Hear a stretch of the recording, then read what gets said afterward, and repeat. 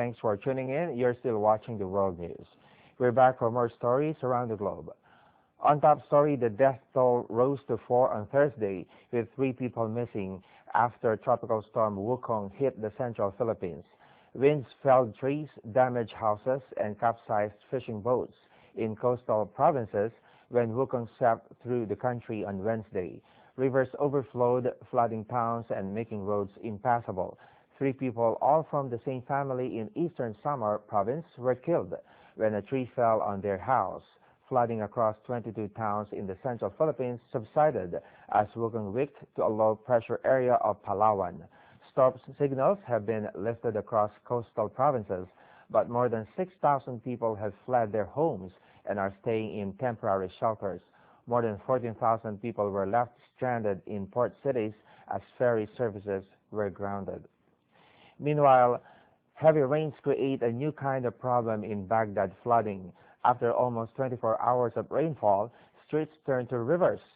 Some appear to welcome the diversion. Traffic is moving slowly along the main streets. Side streets are also waterlogged. The rainfall prompted the government to declare an official holiday, but that may offer little comfort for those who have to wade through water just to cross the street. Now in China, surveillance also video carried on Chinese state broadcaster CCTV on Thursday captured the moment of a 33-ton aquarium housing sharks, turtles, and fish suddenly shatters at Shanghai's Orient Shopping Center, injuring 16 people. The giant tank burst with no warning on December 18th, sending glass and fish flying into the crowd. Shoppers, shop assistants, and mall security staff suffered cuts and bruises as pieces of 15-centimeter thick acrylic glass flew through the air. 3 lemon sharks and dozens of turtles and small fishes were killed in the incident. Police had launched an investigation. In Japan, scientists are discovering new treatment with the use of stem cells. They're hoping to use induced pluripotent stem cells to replace or repair damaged tissue. Now, some leaders in the field have agreed to create a stockpile. A Japanese Health Ministry panel approved the plan by the Red Cross Society and Kyoto University Center for iPS Cell Research and Application. Scientists believe iPS cells can be developed into any tissue or organ, but they say it can take several months to create those cells before they can transplant them.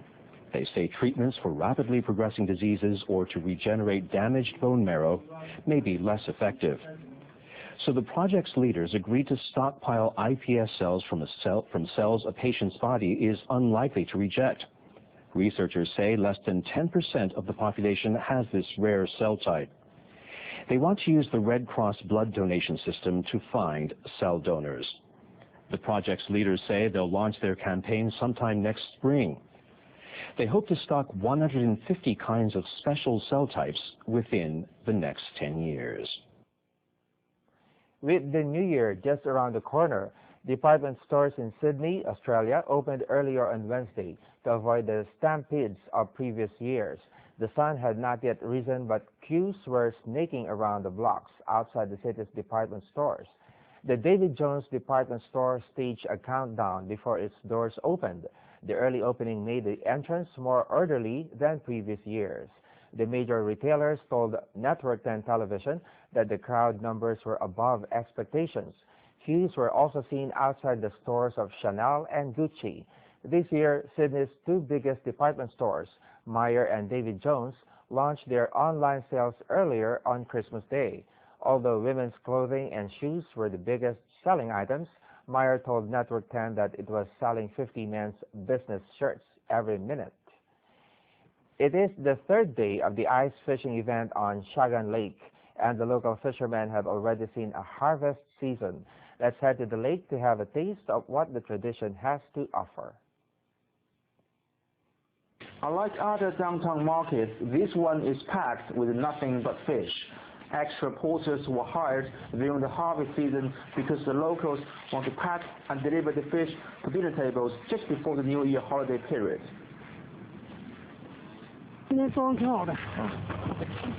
I can pack at least 5,000 kilograms of fish in a day's time. Everything you see here must be gone in just 2 days. Simple seasonings but rich in flavor.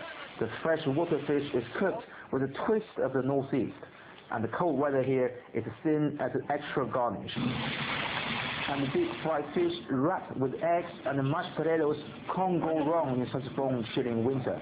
But the chef told us there was a problem with the bitter fish. It smells good in the kitchen, so it is about time to call the waitress. From a negative 30-degree frozen lake to a cozy dinner table, there's no better way to spend a day in the icy northeast. Guanyang, CCTV, Chagan Lake in Jilin Province.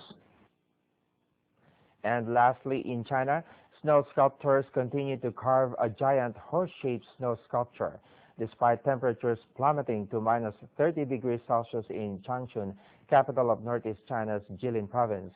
Li Shenglong, a sculptor in Jingwetan National Forest Park, fights the severe cold early every morning to continue carrying the snow sculpture. Due to these project's tight deadlines, Li is required to work in freezing conditions for more than 9 hours every day. Li proudly added that the group of more than 90 sculptors had set many world records, with their works having been displayed in Canada's Quebec and Switzerland's Davos. The sculpture currently being created by Li and his colleagues is claimed to be the largest horse-shaped sculpture in the world, and also serves as this year's main attraction at Jingwetan National Forest Park in Changchun. On that note, we end today's World News. See you again next time.